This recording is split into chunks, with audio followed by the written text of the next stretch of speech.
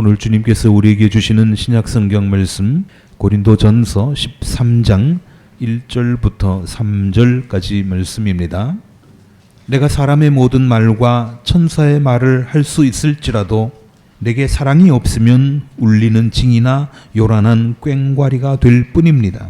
내가 예언하는 능력을 가지고 있을지라도 또 모든 비밀과 모든 지식을 가지고 있을지라도 또 산을 옮길 만한 모든 믿음을 가지고 있을지라도 사랑이 없으면 아무것도 아닙니다. 내가 내 모든 소유를 나누어 줄지라도 내가 자랑 삼아 내 몸을 넘겨줄지라도 사랑이 없으면 내게는 아무런 이로움이 없습니다. 아멘. 새해가 된 지 열흘이 지났습니다. 정초에 품었던 여러분의 소망이 이루어질 조짐이 보입니까? 그렇다고 자신 있게 대답하고 싶은 분도 계실 것이고 아니라고 대답하고 싶은 분도 계실 것입니다.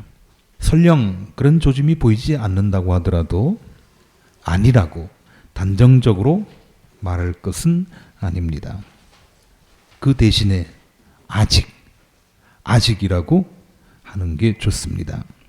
희망을 버리는 것이 문제가 되는 것이지 포기하지만 않는다면 반드시 이루어질 것입니다. 새해에 세운 여러분의 계획이 앞으로 착착 진행되어 가기를, 그리고 여러분이 가슴 깊이 간직한 소망이 믿음 가운데서 이루어지기를 다시 한번 주님의 이름으로 기원합니다. 어느 사이트에서 본 이야기인데요. 군대에 갓 입대한 한 이등병 이야기입니다. 이 신병이 요즘처럼 몹시 추운 겨울날 밖에서 언손을 녹여가면서 찬물로 빨래를 하고 있었습니다. 요즘은 군에도 세탁기가 있어서 이런 일이 없겠습니다만은 옛날에는 그랬습니다. 마침 그곳을 지나던 소대장이 그거를 보고 안쓰러워하면서 한마디를 건넸습니다. 야, 김이병, 저기 취사장에 가서 뜨거운 물 좀 얻어다가 하지 그래. 이등병은 소대장의 말을 듣고 참 감사하다 생각을 하면서 취사장에 뜨거운 물을 얻으러 갔습니다. 그러나 선임자에게 군기가 빠졌다는 핀잔을 들었습니다. 이놈이 어디 빠져가지고 뜨거운 물로 빨래를 하려고 그러냐고. 그러면서 고된 얼차려만 받아야 했습니다. 빈손으로 돌아와서 찬물로 빨래를 다시 계속하고 있는데 중대장이 지나가면서 그 광경을 보았습니다. 김이병, 그러다 동상 걸리겠다. 저기 취사장에 가서 뜨거운 물 좀 얻어서 해라. 신병은 예 하고 대답은 했지만 취사장에 가지 않았습니다. 가봤자 뜨거운 물은 고사하고 혼만 날 것을 알고 있기 때문이었습니다. 그렇게 계속 빨래를 하고 있는데 이번에는 중년의 인사계 선임 부사관이 그 곁을 지나가다가 찬물로 빨래를 하고 있는 모습을 보고 걸음을 멈추고 신병에게 말했습니다. 어이 김이병, 내가 세수 좀 하려고 그러니까 지금 저기 취사장에 가가지고 대야에 뜨거운 물 좀 받아와. 명령을 받은 이등병은 취사장으로 뛰어가서 취사병에게 보고했습니다. 그러니까 인사계가 뜨거운 물 달라는데 안 줄 수가 없잖아요. 뜨거운 물을 얻었습니다. 금방 뜨거운 물 한가득 받아오니까 인사계가 다시 말합니다. 김이병, 그 물로 언손을 녹여가면서 해. 양이 충분하지는 않겠지만 동상은 피할 수 있을 거야. 얼마나 감사합니까? 소대장도 그렇고 중대장도 그렇고 김이병을 아끼는 마음 다 가지고 있었죠. 이렇게 추운 날 찬물로 빨래를 하고 있으니까 걱정이 되기는 했겠죠. 그러나 두 사람의 말은 효과를 내지 못했습니다. 하나마나한 말이 되어버리고 말았습니다. 그래서 우리는 이 두 장교를 비난할 수는 없습니다. 많은 좀 아쉽죠. 마음은 그렇지 않았겠지만 결과는 말로 생색내기에 그쳤습니다. 그런가 하면 선임 부사관의 말은 열매를 맺었습니다. 실천이 됐습니다. 군에서 잔뼈가 굵은 사람답게 신병에게 실질적인 도움을 주었습니다. 야고보서에 이런 말씀이 있습니다. 2장 14절부터 17절까지 나오는 말씀, 굉장히 유명한 말씀입니다. 나의 형제 자매 여러분, 누가 믿음이 있다고 말하면서도 행함이 없으면 무슨 소용이 있겠습니까? 그런 믿음이 그를 구원할 수 있겠습니까? 자, 여기서부터 주의 깊게 들어주시기 바랍니다. 어떤 형제나 자매가 헐벗고 그날 먹을 것조차 없는데 여러분 가운데서 누가 그들에게 말하기를 평안히 가서 몸을 따뜻하게 하고 배부르게 먹으십시오 하면서 말만 하고 몸에 필요한 것들을 주지 않는다고 하면 무슨 소용이 있겠습니까? 이와 같이 믿음에 행함이 따르지 않으면 그 자체만으로는 죽은 것입니다. 야, 추운데 왜 그렇게 하고 해? 따뜻한 물 좀 갖다가 쓰지. 누구나 말을 할 수 있죠. 추운데 왜 그렇게 헐벗고 덜덜 떨고 있어? 좀 따뜻하게 좀 입고 다니지.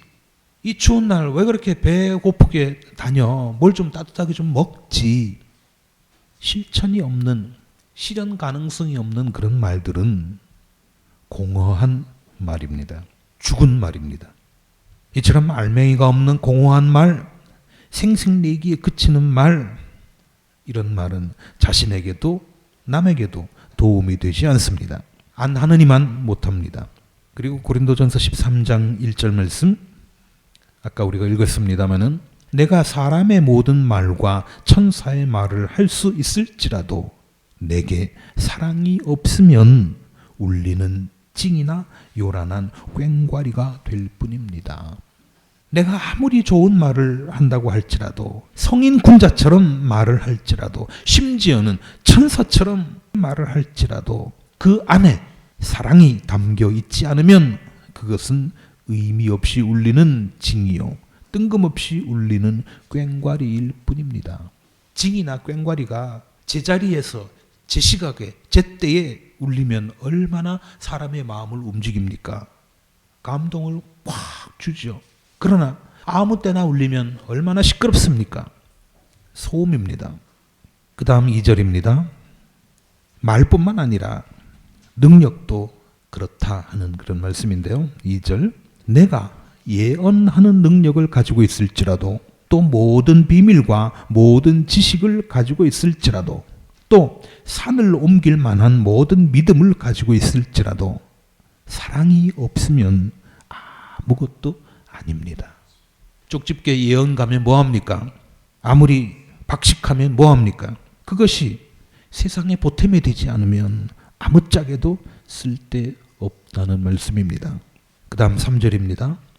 내가 내 모든 소유를 나누어 줄지라도, 내가 자랑삼아 내 몸을 넘겨줄지라도 사랑이 없으면 내게는 아무런 이로움이 없습니다. 자, 이번에는 생각만이 아니라 말로만이 아니라 행동으로 무엇인가를 합니다. 내 소유를 나누어 줍니다. 그리고 내 몸을 희생을 해서 무언가를 합니다.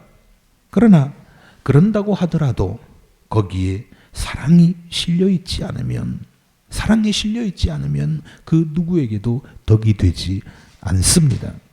우리가 흔히 봅니다마는 때만 되면 정치인들이 기자들을 데리고 가서 연탄 배달을 합니다. 글쎄요, 저는 저거 왜 저러는지 모르겠습니다. 차라리 얼굴에 연탄 검정 묻히고 그렇게 할 게 아니라 기름 보일러 놔주면 될 거 아니에요. 아니면 연탄 안 떼고 살 수 있도록 해주면 될 거 아닙니까? 어쨌든 연탄 배달을 한다, 청소부 노릇을 한다, 또 김장을 한다 하면서 난립니다. 그런 거 하는 것 자체가 나쁜 건 아닙니다. 뭐 남 도와줄 수 있으면 좋죠. 부자로만 살던, 권력 안에서만 살던 사람이 서민들의 삶을 잠깐이라도 체험할 수 있으면 좋죠. 그걸 나무라는 게 아닙니다. 정선행을 하려면, 그런 의미 있는 일을 하려면 오른손이 하는 일을 왼손이 모르게 하면 될 거 아닙니까? 그런데 왜 기자들을 몰고 다니면서 그저 사진 찍는 데만 이 각도 저 각도로 하면서 그렇게 난리를 치느냐는 겁니다. 자, 그러면 사랑이라는 게 뭡니까?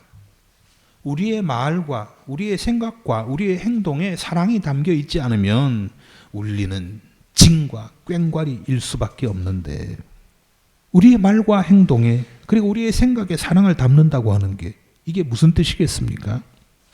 사랑에 대한 일가견을 가진 에릭 프롬은 이렇게 말합니다. 사랑의 기술이라고 하는 책에 나오는 내용인데요. 꽃을 사랑한다고 말하면서도 꽃에 물을 주는 것을 잊어버린 여자를 본다면, 여기는 지금 여자라고 했습니다만 여자나 남자나 뭐 같겠죠. 꽃을 사랑한다고 말하면서도 꽃에 물 주는 것을 잊어버린 여자를 본다면 우리는 그녀가 꽃을 사랑한다고 믿지 않을 것이다. 사랑은 사랑하고 있는 자의 생명과 성장에 대한 우리의 적극적 관심이다. 이러한 적극적 관심이 없으면 사랑도 없다. 그랬습니다. 꽃을 사랑한다고 말만 하는 거, 이거 사랑 아닙니다. 꽃을 아끼고 비바람을 막아주고 물을 주는 것, 그것이 진정한 사랑이라고 할 수 있겠죠. 최근 어떤 사람들이 걸핏하면 태극기를 들고 다니면서 시위를 하는 사람들이 있습니다. 광화문 광장에다가 초대형 태극기를 설치하자는 사람들도 있습니다. 광화문 광장에다가 높이 45m, 15층 건물 높이만큼 깃대를 만들고 거기다가 뭐 몇십 미터 되는 태극기를 만들어서 아침 저녁으로 올렸다 내렸다 하자 이겁니다. 뭐 태극기 아끼고 사랑하는 거 그걸 가지고 누가 뭐라 합니까? 문제는 태극기만 달고 다니면, 태극기만 흔들고 다니면 애국자인 줄 안다는 거예요. 그렇습니까? 아니죠. 이러니까 며칠 전에 어떤 여성 청년이 태극기 좋아하는 노인들 앞에서 손팻말을 하나 내밀었습니다. 그 내용을 보니까요, 거기 이렇게 적혀 있었습니다. 애국이란 태극기에 충성하는 것이 아니라 물에 빠진 아이들을 구하는 것입니다. 태극기에 충성하는 게 애국이 아니라 물에 빠진 아이들을 구해내는 것이, 그게 애국입니다. 물에 빠진 아이들, 벌써 재작년이 됐습니다만 수백 명이 아이들이 희생되지 않았습니까? 죄 없이 물에 빠진 아이들 왜 건져내지 못했느냐고 항의를 하니까 시끄럽다고, 그만하자고, 이제는 잊어버리자고 그러면서 손에 태극기만 들고 다니면 그게 애국입니까? 그게 나라 사랑입니까? 아니죠. 예수 믿는 것도 마찬가지입니다.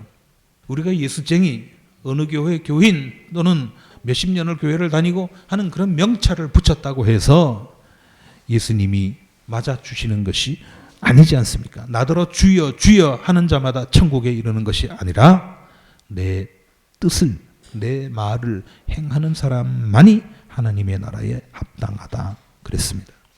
사랑이 담겨 있지 않으면, 혼이 담겨 있지 않으면 겉으로 하는 그 모든 일들은 쓸데없는 것이다 하는 얘기입니다. 트위터에서 이런 글을 보았습니다. 잘 들어보십시오. 누군가가 당신 내면에 있는 다음 세 가지를 제대로 보아준다면, 제대로 헤아려 준다면 그를 신뢰해도 좋다. 어떤 사람이 당신을 볼 때 당신 안에 있는 그 세 가지, 이 세 가지를 헤아릴 수 있다면 그 사람을 신뢰해도 좋다. 세 가지가 뭐겠습니까? 첫째, 당신의 미소 뒤에 감추어져 있는 슬픔. 사람이 그렇잖아요. 겉으로 미소를 짓고 있어도 그게 웃는 게 아닌 그런 경우가 많지 않습니까? 슬픔이 가득하지만 겉으로는 미소를 지을 수밖에 없는 그런 상황이 있지 않습니까? 그걸 헤아릴 수 있는 사람. 둘째, 당신의 분노에 깃들어 있는 사랑. 당신의 분노에 깃들어 있는 사랑을 읽을 줄 아는 사람.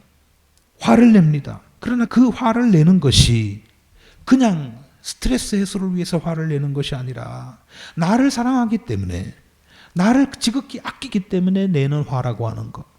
그거를 읽을 수 있다면 그걸 말하는 겁니다. 부모들이 아이들에게 화를 내죠. 물론 잘못된 분노도 있습니다만은 많은 경우에 그 아이를 걱정해서 화를 내는 그런 일이 많지 않습니까? 그런 경우를 말하는 거겠죠. 이게 두 번째고, 셋째, 당신이 침묵하는 진짜 이유를 아는 사람. 입 닫고 가만히 있다고 해서 할 말이 없어서 그러는 거 아닌 거 여러분도 다 경험해 보셨지 않습니까? 입 닫고 있다고 해서 저 사람은 할 말 없는 사람이야, 그게 아니지 않습니까? 이 세 가지, 이것을 헤아리고 있는 사람이라면 충분히 믿고 삶의 동반자로 여겨도 좋다 하는 것이 이 글의 취지입니다. 우리가 어떤 생각을 할 때, 어떤 말을 할 때, 어떤 행동을 할 때 반드시 검토해야 될 것, 그것은 그 생각이, 그 말이, 그 행동이 나만을 위한 것이냐, 나만을 만족시키는 것이냐, 그런 거는 아닌가, 나만을 만족시키는 것은 아닌가, 반드시 검토해야 됩니다. 반드시 짚어봐야 됩니다. 체크해야 됩니다. 그래서는 안 된다는 거죠. 나도 만족시킬 뿐만 아니라 저 사람도, 그 사람도, 다른 사람도 동시에 만족하는 그런 것이 되어야 된다는 것입니다. 그렇게 하면 여러분의 생각과 여러분의 말과 여러분의 행동에는 사랑이 듬뿍 실리게 될 것입니다. 주님께서 주시는 사랑이 여러분의 삶에 무겁게 실리기를 주님의 이름으로 축복합니다.